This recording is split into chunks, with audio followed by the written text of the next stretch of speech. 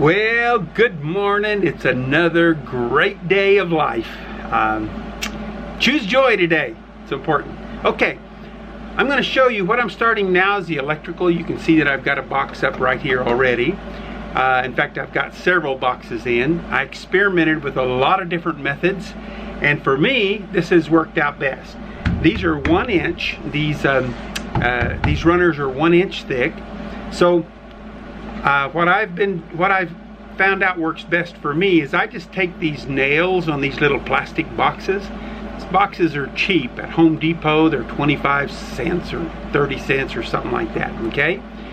But if I just push those nails on through real tight and then I spot weld them on the side, if I just spot weld them right here on the side, they hold really well. Now I'm also going to be foaming around these after I get all the wires and everything pulled, so that foam will hold these real steady. But if I just leave the nails at the angle that they are right now, they're out about 1/4 of an inch, which is about what I want. I'm pushing back a little bit maybe. That's about what I want for my because I'm putting 1/4 inch paneling on. So I'll just spot weld the end of these, and that will it holds them really good and tight. And it's a very quick method for me to do. Let me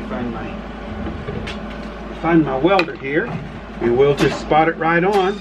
It doesn't take long. This is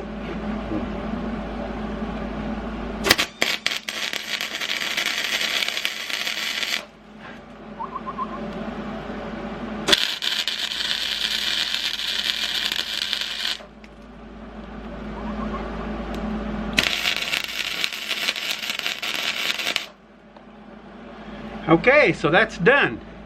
Doesn't take long, and that thing is really steady, even though I'm pulling on it tight. And then after I pull my wire, I'll be able to go ahead and foam all around that with that closed cell foam. And by the way, I talked to a gentleman who sells the closed cell foam jobs. I was a builder for many years. And so the last big project I did in Texas was a 12,000 square foot building. And then we had all the buildings up front. We had offices that we built in there also, and we foamed everything. And so, man, I am sold on the foam. But the gentleman here in Colorado told me that it's really hard to get them to do a little job anymore. That you know, they're getting the big commercial jobs now, and so they're really not interested in doing the small jobs.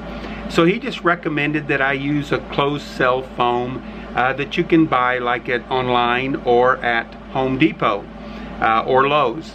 So that's what I'm going to do. It just comes in 2 different tanks, and it mixes at the tip. I actually have used them before, but I was hoping I could just get somebody to shoot it all for me, but it looks like I'll be doing that myself. So we'll see how that works out, and I'll let you know how that goes for me. Help you make wise decisions on your project too. But today I'm just going to be putting in electrical, pulling wire. I'll go ahead and do a time lapse so that you can kind of see what I'm doing, and I'll explain when I think it's necessary. But for me, putting the boxes on, boy, this was by far the easiest thing to do, was just to spot weld the nails right onto the hat channel that's already in the bus.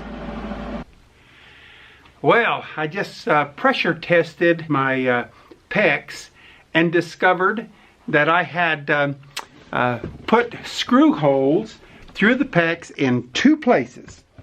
One is right here. Whoopsie daisy. One is right here where it transitions from one piece of plywood to the other, and the other one is right there, one of the 2 hardest places to have to repair. But what I'm doing right now is I'm just doing a quick repair. I hate to put a splice under the floor, but I'm going to go ahead and do it and pray for it so that it doesn't leak on me ever. I'm going to put this on as a time lapse so you can watch me repair it.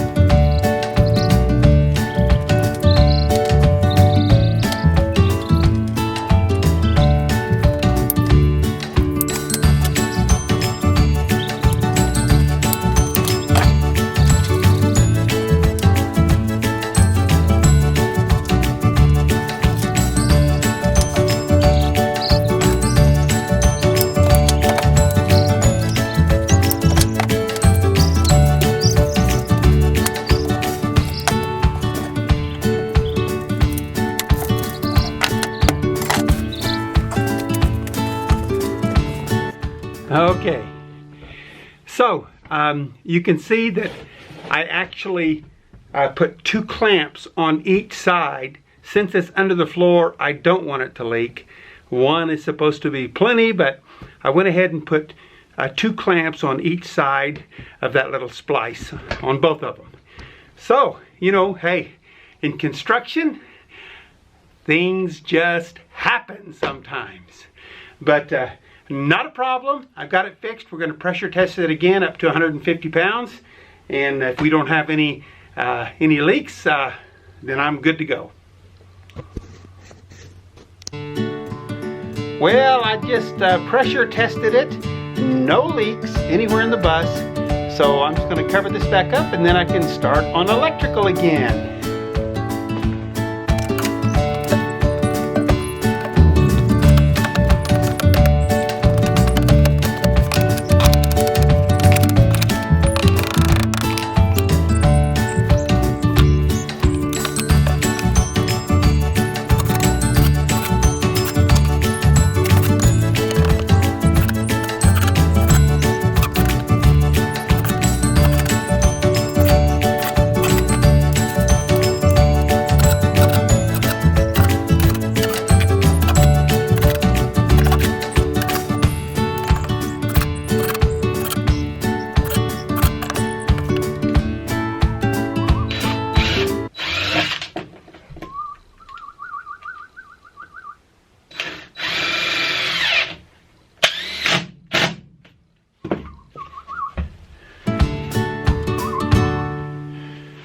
Okay, well, we're done with this part, and I will get back on electrical.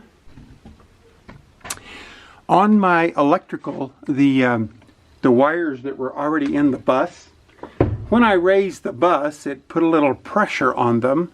You can see they're stretched out here.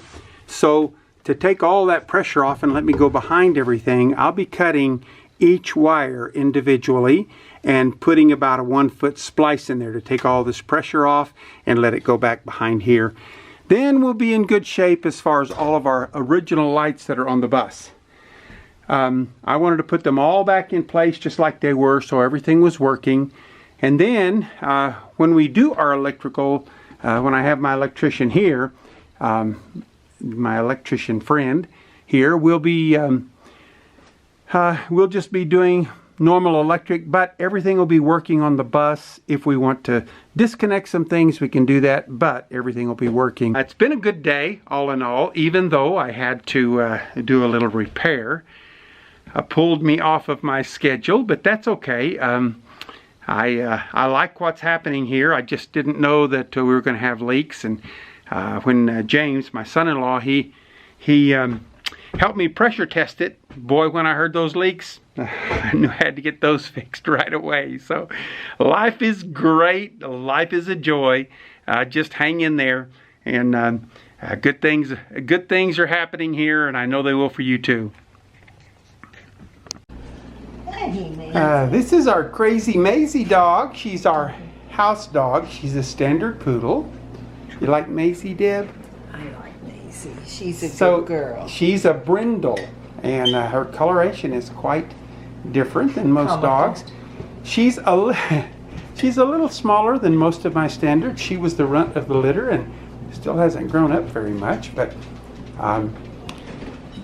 over 60 different dogs breed to standard poodles, so that should tell you that they are absolutely the best. Right, Maisie? Are you the best?